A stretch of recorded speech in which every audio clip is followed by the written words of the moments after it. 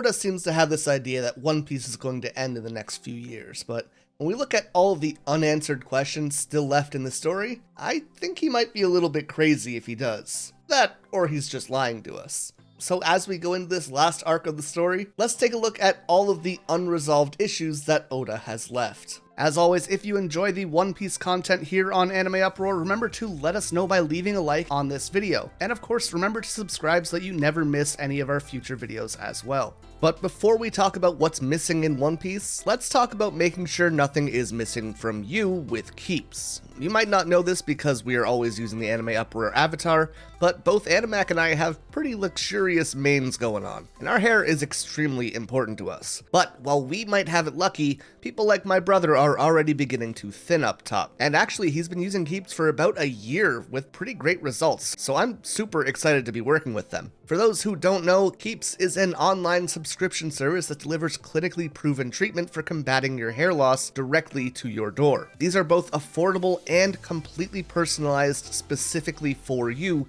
all while offering 24/7 expert support if you need it. Listen, 2/3 of men will begin to experience hair loss before they even turn 35, and once you're bald, it's kinda game over. But with Keeps, you can help prevent, slow, or even reverse some of the loss that you're experiencing.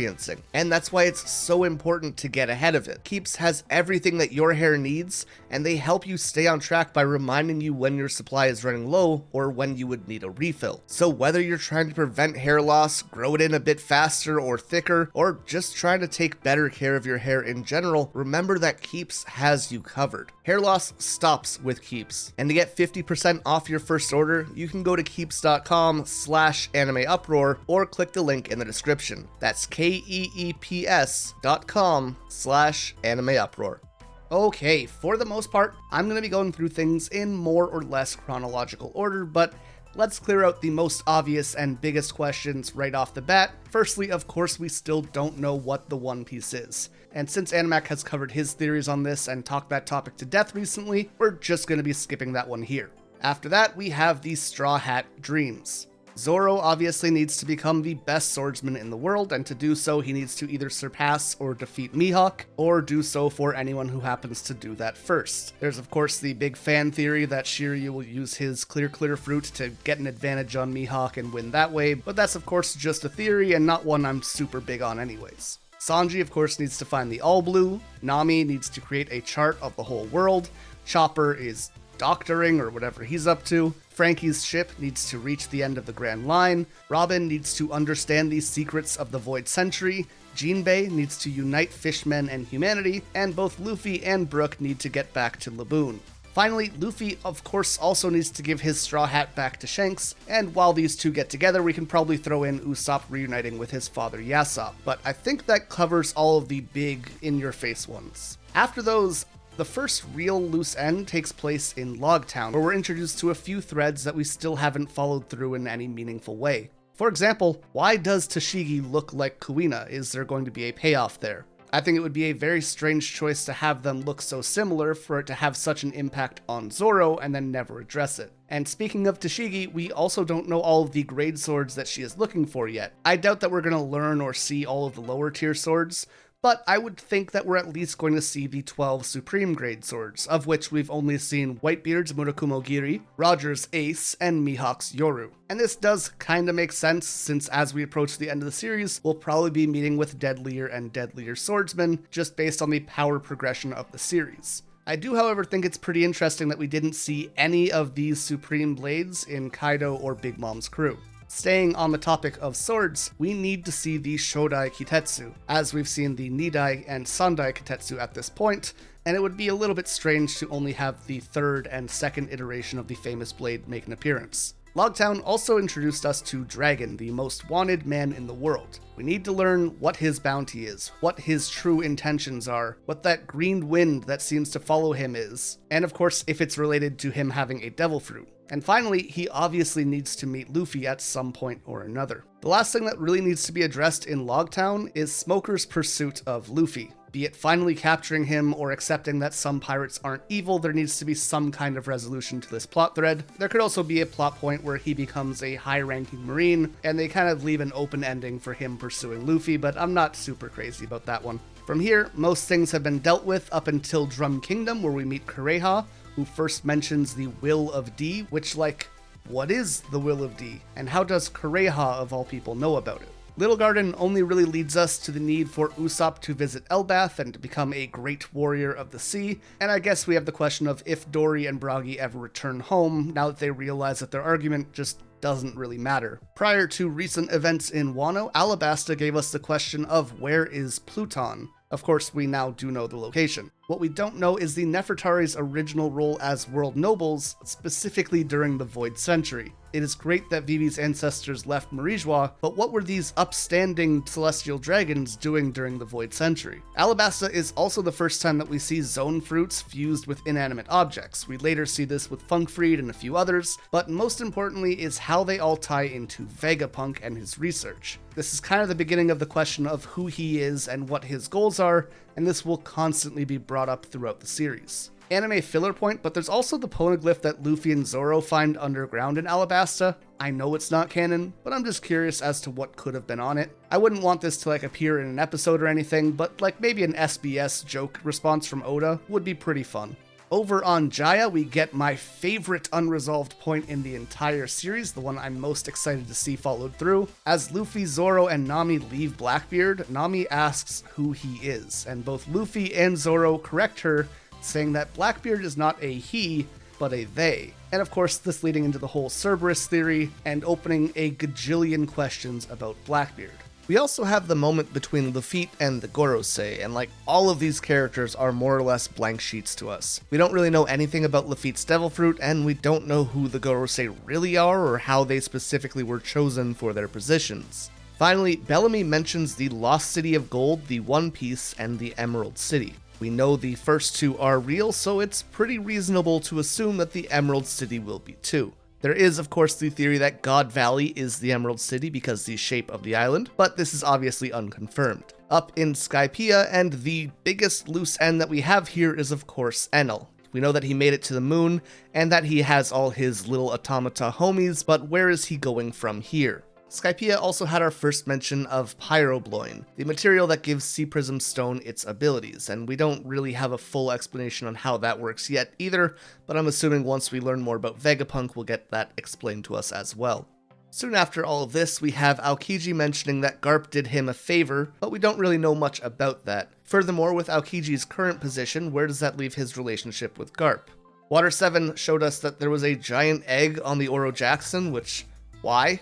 What is it? Is it a dragon egg? If so, where is the dragon now? And Eni's Lobby gives us several loose ends, the biggest of which being the Ancient Kingdom, what happened to it, why its name is so important, and where was it located. Jabra, the wolf guy in CP9, mentions that there are devils living inside of the devil fruits, and that the reason you can't eat two of them is because the devils will fight inside of you, and that'll cause you to explode or something. I doubt this will be exactly on the mark, but we might have some kind of plot point about this in the future, or at least learn the origin of where this idea comes from. Frankie, of course, burned Pluton's plans, but does he have them memorized? We know where Pluton is now, so even if not, we do have access to the ship.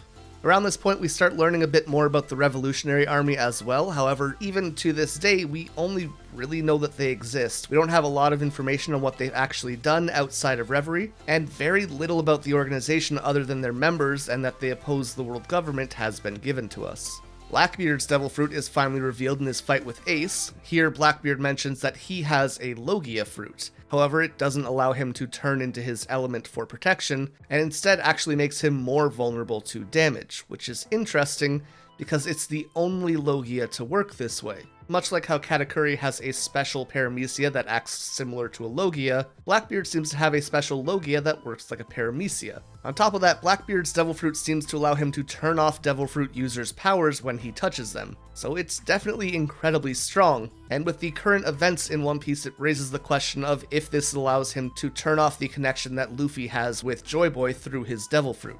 We later learn that Blackbeard has been on Whitebeard's ship since he was a child and memorized the Devil Fruit reference book because he was looking for a specific Devil Fruit. But why was he looking for this one? And was he given a nudge in the right direction from someone someone possibly like Xebec. Many of Thriller Bark's loose ends have been resolved fairly recently, but there is still the matter of the giant shadows that we saw. They don't seem to be like the shadows of the people from Sky Islands that we saw, and instead they look like these ominous monsters belonging in the Florian Triangle. While they don't matter in the grand scheme of things, I'd still like to see them addressed. That said, they could be something like massive sea kings, as they're based on the Umibozo, and this could tie them into Shirahoshi's power, and possibly towards the end of the story. Sabaody gave us the Pacifistas, but their role in the story seems to be reaching its peak as we're getting the Seraphim now, and we can probably assume that the Seraphim were the ultimate goals for Vegapunk when he started experimenting on Kuma. We also meet the Supernovas at this point, and Wano expands on many of them, but we still don't know the Devil Fruit names for Bonnie or Arouge. We know Bonnie can change people's ages, we know Arouge can grow, but we don't really know much else about what they can do. Bonnie seems like she's going to be playing a bigger role as we go towards the end of the series, as she has ties with Kuma, but Arouge is just a mystery in general. And on the note of Bonnie being connected to Kuma, we know that he was the king of Sorbet Kingdom, but we don't know exactly what her connection to that was, and why she seems so dead set on saving him. Obviously, in Sabaody, we also meet the Celestial Dragons, which brings up more questions about the Void Sentry. We also met Shaki, whose history was just revealed to us, although I'm sure there's more to the story, and I would still like to see more information on Killer and Kid, as they seem to have a pretty similar relationship to Luffy and Zoro. Impel Down and Marineford seem to be the first big climaxes in One Piece, the ending of the first era and preparation for the New World. It meant that a lot of storylines were coming to a close, while new ones were beginning. And of those new ones, my favorite is Crocodile's history. Obviously he has some beef with Whitebeard, but more importantly is what secret Ivankov had that made Crocodile so scared. I would also love to get more information on Shanks and Kaido's meeting at this time in the show. I don't think this really justifies being called a loose end, but this does seem to be something that was worked out and not made into a full-fledged war, so more information would be really awesome. On to Whitebeard though, just before he dies, he mentions that Sengoku fears the coming war that would engulf the world. And this is pretty crazy because they were currently in one of the biggest wars that we know of, with Marineford seeing a Yonko fleet take on the world government. And later in Wano, we see two Yonko coming together to fight the supposed fifth emperor, who is teaming up with Supernovas, the Mink tribe, the samurai of Wano, and like anyone else they could get on their team, and even that remained an isolated incident. So, something uncomparably bigger seems to be on the way than these wars we've seen. And here we also get the first instance of something being weird with Shanks. He seems to have enough leverage to tell Marines to stand down. He got Kaido to retreat. He later walks into the Gorosei's office. Whatever Shanks' deal is, it seems like his position is someone who no one else is allowed to disagree with. No one else is allowed to challenge. Which is strange because even among the Yonko, he's always had the lowest bounties, at least until the new Yonko were introduced. During the time skip, we don't get too much to worry about, but we do still need to learn what's going on with Zoro's eye, and what the purpose of Tequila Wolf is. When we return to Sabaody, we meet Caribou, a character who is terrible. I don't know too many people who like him, but who does seem to have something interesting going on. Caribou has been noted to talk about the ancient weapons, as well as mentioning some kind of benefactor that he's sharing information about these weapons with. Of course, all of these being located now except for Uranus. It's also around this time that we start seeing people attempt to kidnap Robin, or at least her imposter at first. However, later Nekomamushi mentions this as well. We see people watching over her constantly, Big Mom telling Kaido to kill everyone except her, Rob Lucci obviously putting in the order to capture her in Wano, and at some point it seems like we're going to be saving her again, likely in regards to her being able to read the Road Poneglyphs. Of course, we also learn about Roger originally having the straw hat, which he gave to Shanks, and then eventually that was given to Luffy. What is this straw hat's importance? And did someone give it to Roger in the same way he passed it down? It seems to have some kind of symbol of legacy, so I doubt that it will actually be given back to Shanks. So if Luffy's going to pass it on, who is he going to give it to? And most importantly, what does this have to do with the giant straw hat in Marijoa? On to Fishman Island, where we have the Noah, the ship that Joy Boy was going to use to bring fishmen back to the surface. We definitely need to know more about that story, and I'm super curious as to how it will be used going forward. And back to this idea of Joy Boy, who was he really? What did he do? What was his role in the Void Century? And finally, what does it mean that Luffy is now Joy Boy? And speaking of Luffy and Fishman Island, Madame Charlet's ability to see into the future is an interesting one that has never been explained. It doesn't seem to be a devil fruit, but all the same, she saw a prophecy of Luffy destroying Fishman Island, and that needs to come true. Although I think most fans believe this will happen with the Red Line being destroyed, thus creating the all-blue, taking down Marijoa, and reuniting Laboon with our lads all at once, so we might see that happen as the story continues. Finally, for Fishman Island, we do get some attention being drawn to the voice of all things here. While we have seen a few moments where it has come into place since then, the big payoff definitely hasn't seemed to happen yet. Over in Punk Hazard, we see the man-made dragon, and we know dragons in general went extinct in the world in One Piece, a point which was raised and has yet to really be impactful. Gigantism experiments is also something that hasn't been super followed up on, but it does seem to be in line with the Kuma experiments, the King experiments, and involved in the creation of the new Seraphim that we saw.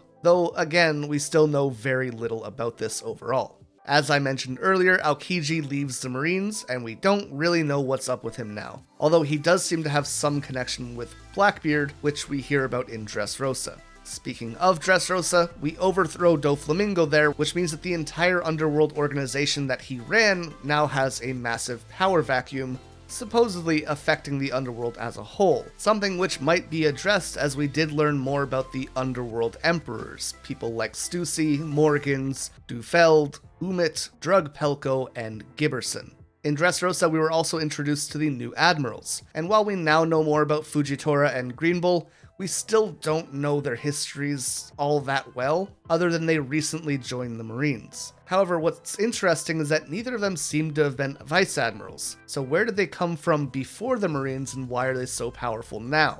CP0 was introduced with some familiar faces from CP9, but there are also several members that we don't know anything about, even a few names that still haven't been revealed even years later. Much like Blackbeard's They loose end, another of my favorites to talk about is Law's Ape Ape no Mi, and specifically the Immortality surgery, which involves giving his own life to make someone else immortal. Now, there's two reasons that this could have been brought up in the series. Firstly, Law is eventually going to give his own life to make someone else immortal. Pretty straightforward. Second, and probably more likely, the previous user of the Ape Ape no Mi used the Immortality surgery on someone else. For example, possibly Im or Xebec, and thus characters who could still be present in the story. Dofi also alludes to this power allowing him to use something called the Treasure of Marijoa to control the world. We don't know what this treasure is, but it might be some kind of weapon meant for conquest, or something that might empower him in some other way.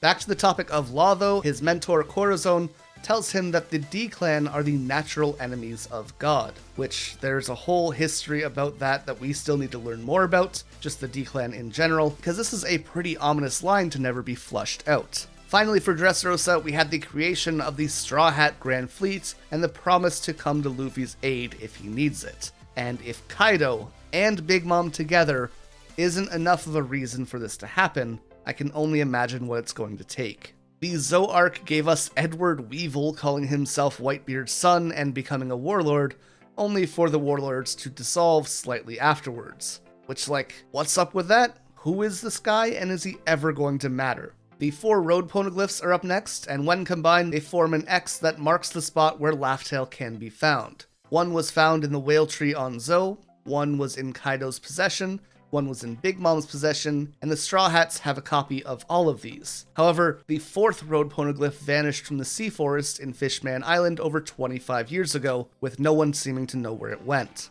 I'm not sure if this next point needs to be addressed, but we did also hear about Lodestar Island, the point at which the log poses reached their natural ending. We still know nothing about why Blackbeard attacked the revolutionaries at Baltigo, however we do know that they were stopped after clashing with Cypherpole. Finally, Zunesha itself had apparently committed some kind of crime and is forced to walk endlessly as punishment. Zunesha clearly has some kind of connection with Joy Boy, so that might be related to the crime. Whole Cake Island brought up the backstory of Big Mom and her ties to Elbaf, which we still need to visit. Plus, we learned about Prince Loki as well, and I'd be surprised if he didn't come up when we reach Elbaf. We still need to see what happened to the Sun Pirates and to Caesar Clown, and possibly need a reunion between Sanji and Pudding, especially now that Big Mom has been taken out and Pudding essentially is free to make her own choices.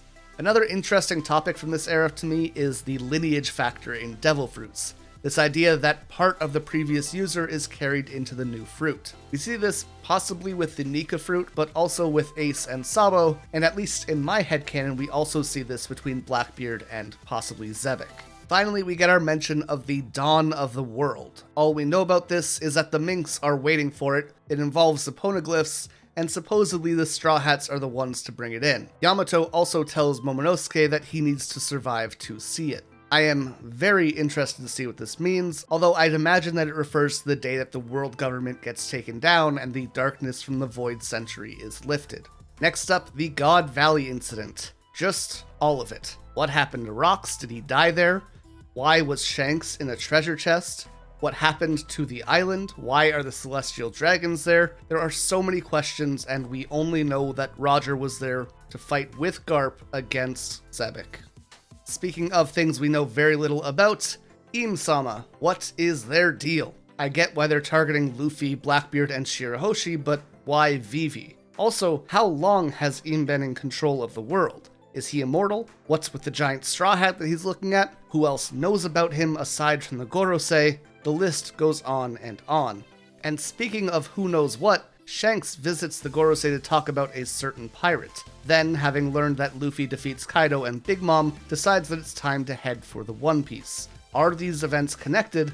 And was that certain pirate Blackbeard, or did he mean Luffy? Finally, why does he have so much leeway where he can walk into the Gorosei's office, no questions asked? We still need to know more about what happened with the revolutionaries' attack on Marijoa. We were told that Sabo killed Cobra, but doubtful.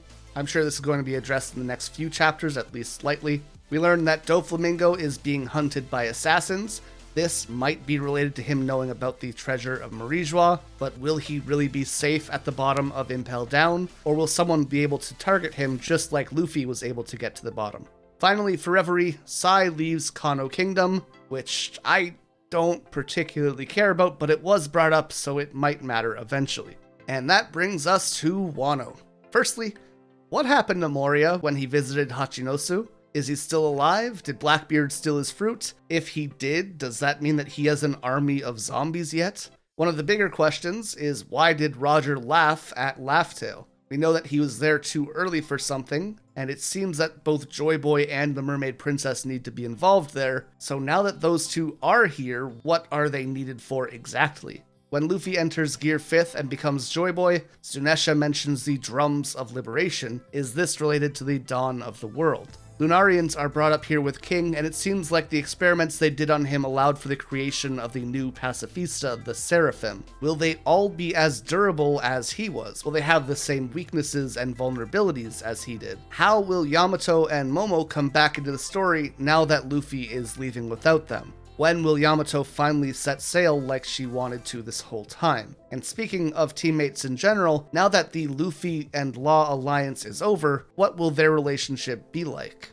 Will Law get revenge for the immense therapy that he needs having to deal with the Straw Hats for so long? Wano, of course, is under new leadership, but how will it recover from the years of pollution and poison from Orochi and Kaido? And what's going to happen to all the people who became failed Smile users? Will this be part of Chopper's dream to become the cure-all doctor? And last for Wano, we now know the location of Pluton, the existence of Old Wano, and what it means to truly open the country. How will all of these come into play in the coming arcs? And finally, and most importantly, just who is Sniper King and where is Sniper Island? These are all the loose ends that I could think of. I am more than certain I missed some of them, but One Piece is a pretty long series, so if I missed some, let me know in the comments, give me a hand, and let's fill out this list together. If you enjoyed this video, remember to leave a like and of course subscribe for more future content from this channel. You can always check out my own channel, AxelBeats, if you're looking to support me directly or get more content from me.